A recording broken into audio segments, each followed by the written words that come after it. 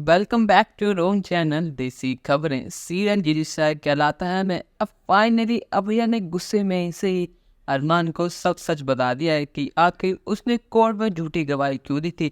उसने दादी साहब का असली चेहरा अरमान के सामने खोल दिया है और सच पता लगने के बाद अरमान की पैर तो जमीन खिसक गई है। उसको यकीन नहीं हो रहा कि अभया ने मम्मी पापा के लिए इतनी बड़ी कुर्बानी दे दी और ये सारी बातें और कोई नहीं, विद्या खुद अपने कान सुन लेती है।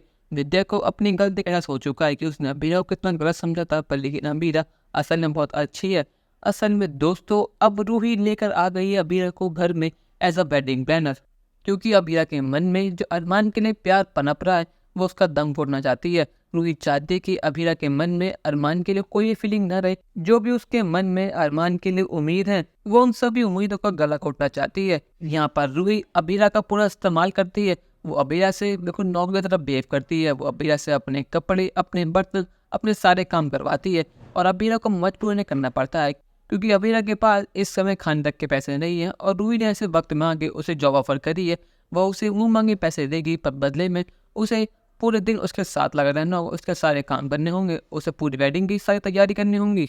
रूही ने ये सब इसलिए करा है ताकि अबीरा खुद अपनी आंखों से देखे कि अरमान और वो कितने पास आ चुके हैं, वो दोनों कितना प्यार करें दूसरे से। पर लेकिन जैसे ही अबीरा अकेले होती है वैसे ही अरमान अबीरा को पकड़ लेता है और कहता है कि अबीरा आपको तो यहाँ पे क्यों आई हो? तुमने अपनी मर्जी से कोर्ट में झूठी गवाही दी, अपनी मर्जी तुम घर छोड़ कर गई और तुम खुद यहाँ वापस आ गई। अगर तुम समझते क्या मेरा दिन खिलौना है क्या? मेरी फीलिंग्स मजाक है तुम्हारे लिए? अरमान कहता है कि अबीरा आज तुम बताना होगा कि आखिर बात क्या है। मुझे जानना है कि तुमने उस दिन कोर्ट में झूठ क्यों बोला था। मुझे बताया कि तुमने उसे झूठ बोला था कि तुम्हें हमसे नफरत है। अगर तुम्हें अपना नफरत होती तुम यहाँ पर आती नहीं।